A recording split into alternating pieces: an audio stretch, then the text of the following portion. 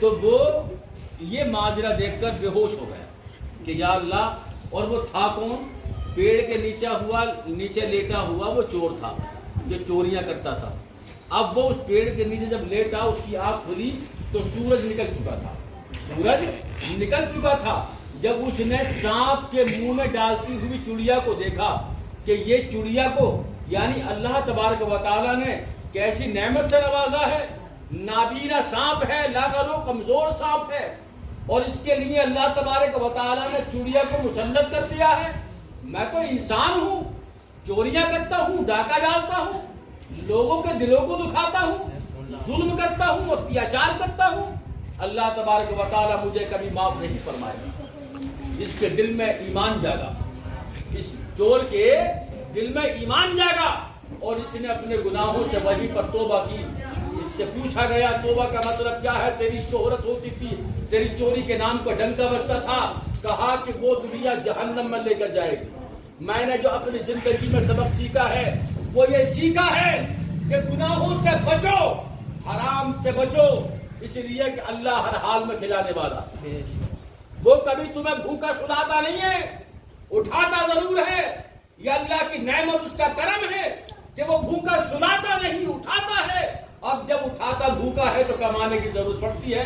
اب اس کا مطلب صاف ہو گیا۔ اب جب وہ بھوکا سلاتا نہیں تو جب سلانے کھلانے کے بعد میں اگر تم کسی بادشاہ کے یہاں نوکری کر رہے ہو تو کم سے کم اس کا کہنا تو مانو گے۔ اگر تم رب کا کھا رہے ہو، اس کا پی رہے ہو، اس کی دی ہوئی زندگی کو جی رہے ہو تو اسی کا تو شکر ادا کرنا چاہیے۔ اس کا مطلب صاف ہو گیا۔ اس نے کہا کہ آج سے اور ابھی سے میں توبہ کرتا ہوں، اللہ مجھے معاف فرمائے، اور میں نے جو سبق حاصل کیا ہے اس چڑیا سے کیا ہے جو ایک نابینا سانپ کو لا کر کے پال رہی ہے۔ اس کا مطلب صاف ہو گیا کہ جب یہ سانپ اللہ کی دنیا میں بھوکا نہیں رہ سکتا تو میں تو انسان ہوں، بھوکا کیسے رہ سکتا ہوں؟ میں بھوکا نہیں رہ سکتا۔ اللہ جب سانپ کو پال سکتا ہے چڑیا کے بدلے تو میں تو انسان ہوں، اللہ میرے لیے تو فرشتوں کا انتظام فرمایا۔ اس لیے ہمیں اپنے ایمان پر ثابت قدم رہنا چاہیے، اپنے ایمان کو کبھی برگلانا نہیں چاہیے۔ اللہ کی نعمت ہے، اس گھر میں شادی ہوئی ہے، اللہ تبارک و تعالیٰ اپنی بیوی کی محبت میں بے پناہ برکت عطا فرمائے۔ اس گھر میں ان قدموں کے بدلے بے انتہا خیر و برکت عطا فرمائے، کیونکہ یہ قدم رحمتوں والے ہوتے ہیں۔ بیٹی جہاں ہوتی ہے وہاں 10 رحمتیں مسلسل برستی رہتی ہیں۔ بیٹی اور جب وہ بیوی کے روپ میں آتی ہے تو وہ ایک ماں کی شکل بن جاتی ہے، اور ایسی شکل بن جاتی ہے کہ اس کے پیروں کے نیچے جنت بن جاتی ہے۔ جب وہ ماں بنتی ہے تو اللہ تبارک و تعالیٰ اس کے قدموں کے نیچے جنت عطا فرماتا ہے۔ قدموں کے نیچے ماں کے جنت کا ہونا معمولی بات نہیں ہے۔ ایک بات نوٹ کر لینا، ہماری مائیں، ہماری بہنیں، ہماری بیٹیاں، یعنی جب وہ اپنے گھروں میں رہتی ہیں تو بیٹی جب کہلاتی ہے تو اس گھر میں بے انتہا برکتیں ہوتی ہیں، اور جب وہ بیوی بن جاتی ہے تب اس گھر میں برکتیں ہوتی ہیں، اور یہی عورت جب ماں بن جاتی ہے تو اللہ تبارک و تعالیٰ اس کے قدموں میں جنت عطا فرما دیتا ہے۔ اتنا مقام اللہ نے دنیا میں کسی کو نہ دیا جتنا مقام ایک عورت کو اللہ نے دنیا میں عطا فرمایا۔ تو یہ ہمارے لیے خوش نصیبی کی بات ہے۔ اللہ اس شادی کو مبارک فرمائے اور ظالموں کو ظلم سے، ناظرین کی نظروں سے محفوظ فرمائے، اور ان میاں بیوی کی محبت میں محبت فاطمہ الزہرا اور حضرت علی کی محبت عطا فرمائے۔ آمین۔ سمجھے؟ اب کیوں عطا فرمائے؟ میں آپ سے کیوں کہہ رہا ہوں؟ حضرت علی کی زندگی میں دولت کا کوئی معاملہ نہیں تھا۔ آج کی ماں اور بہنیں، آج کی عورت کو اگر تھوڑا سا کھانا نہ ملے، اگر اس کی فیسلٹی میں کمی رہ جائے، صبر کا موقع آ جائے گھر میں تو سمجھے صبر کرنے کو تیار نہیں ہے۔ اور حضرت علی رضی اللہ تعالیٰ اس دن بہت روتے ہیں جس دن فاطمہ الزہرا نے یہ بات کہی تھی کہ آج میں آپ کی زندگی سے جا رہی ہوں۔ کیا کہا تھا؟ آج میں دنیا سے پردہ کر رہی ہوں۔ حضرت علی سے عرض کرتی ہیں، اے علی یہ بتائیے، آپ مجھے اتنا بتا دیجئے، آپ مجھ سے خوش ہے کہ نہیں ہے؟ حضرت علی کی آنکھوں میں آنسو آ گئے، اور آنسو آنے کے بعد میں علی فرماتے ہیں، اے فاطمہ یہ کیسی بات کر رہی ہو؟ تو آپ عرض کرتی ہیں، میرے شوہر یہ بتانا ہوگا میں نے تمہارے لیے کوئی دل تو نہیں دکھایا ہے؟ آپ ارشاد فرماتے ہیں، فاطمہ یہ رونے کی بات کر دی ہے تم نے. آج تک کوئی شوہر اپنی بیوی سے اتنا خوش نہیں رہ سکتا جتنا تمہارا شوہر علی اپنی بیوی سے خوش ہے. اللہ اکبر.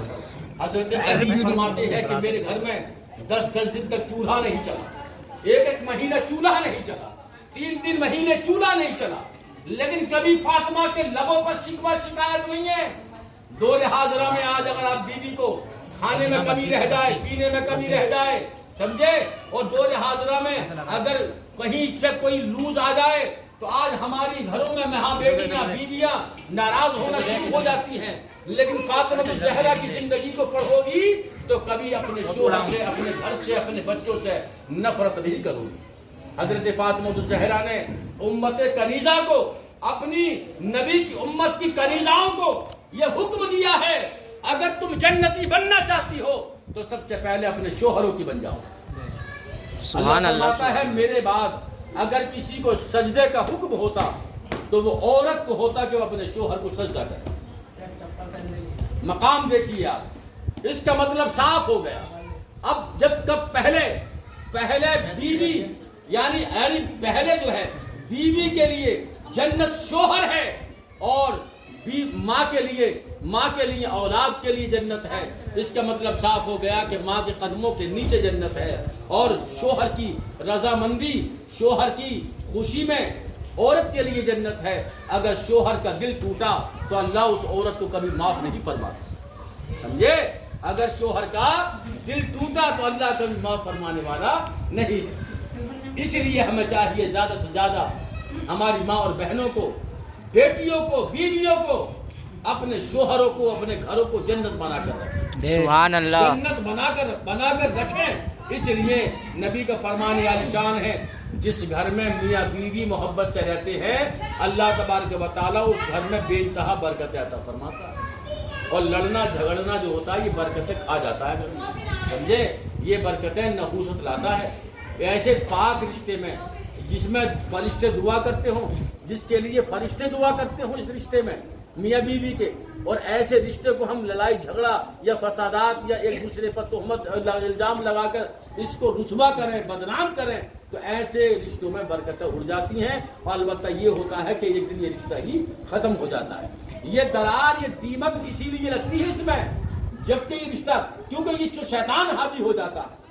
اور جب کسی رشتے میں شیطان حاوی ہوا کسی بھی کام میں, لیکن یہاں تو زیادہ ہوتا ہے, اس لیے کہ جس گھر میں صاحب ایمان لوگ ہوتے ہیں وہاں پر یہ اٹیک کرتا ہے, اور جہاں اس کے اپنے ہیں وہاں کوئی اٹیک نہیں کرتا ہے, سمجھے. جہاں اس جیسے ہیں, اس سے کوئی مطلب نہیں ہے, وہاں کوئی اٹیک نہیں ہے, اور جہاں ایمان والے ہیں وہاں پر ہر وقت جھگڑا کراتا ہے. ہوشیار رہیں, ساودھان رہیں. اس لیے اگر کسی بلبلہ آئے, وسوسہ آئے, دل میں کوئی بات آئے تو فاطمہ الزہرا اور حضرت علی کی زندگی کو یاد کر لینا, ایک بات.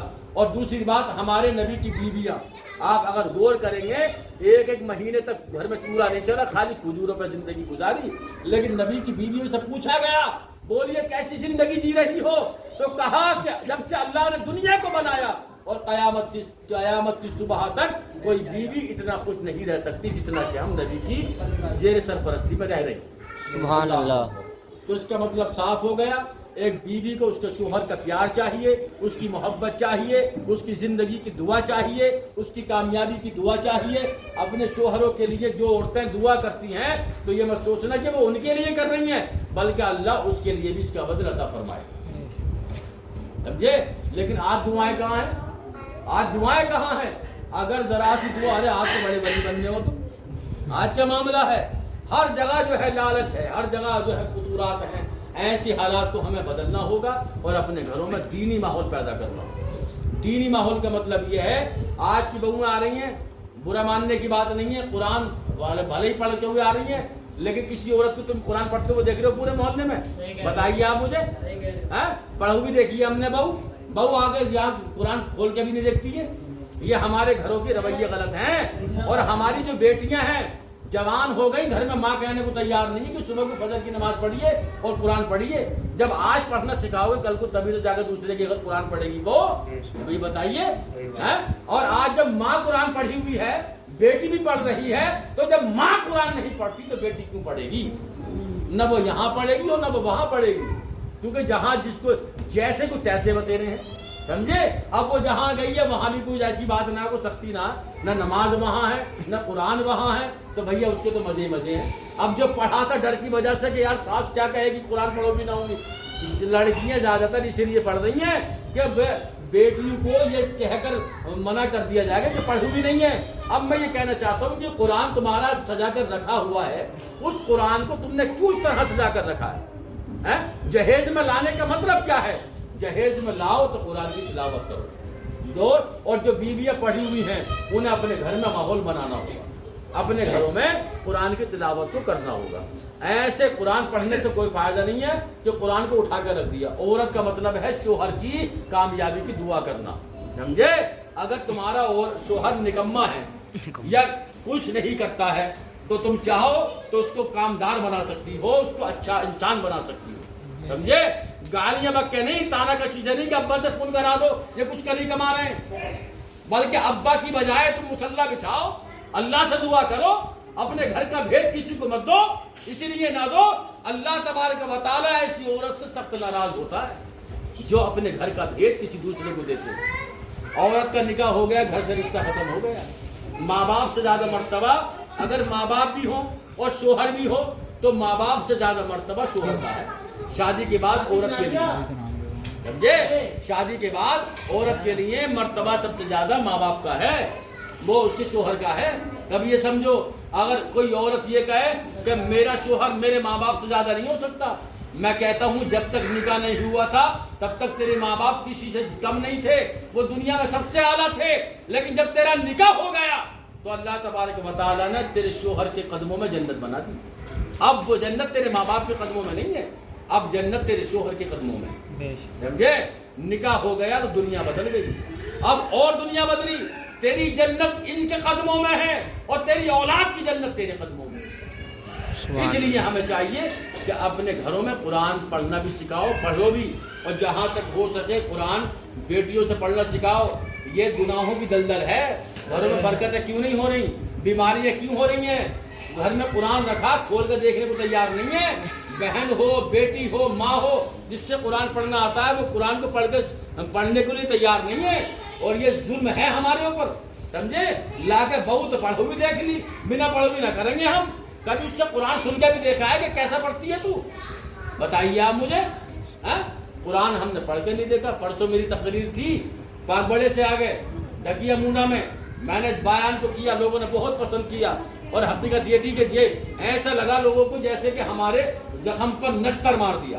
ایسی کتنی عورتیں وہاں رو رہی تھی، 40 منٹ کا پروگرام تھا۔ میں نے کہا یہ رونا دھونا بند کرو، اگر سدھرنا ہے تو قرآن کی تلاوت کرو اپنے گھروں میں، فجر کی نماز پڑھو۔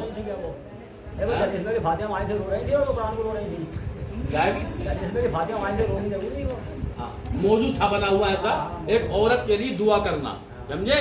اب عورتیں باتیں کر رہی تھی، میں نے کہا انہیں کی تو باتیں ہی ہیں، فجر میں بات ہے، عشاء میں بات ہے، ہر جگہ بات ہے، اگر کوئی مر جائے تب بات ہے، زندہ ہے تب بات ہے، سمجھے؟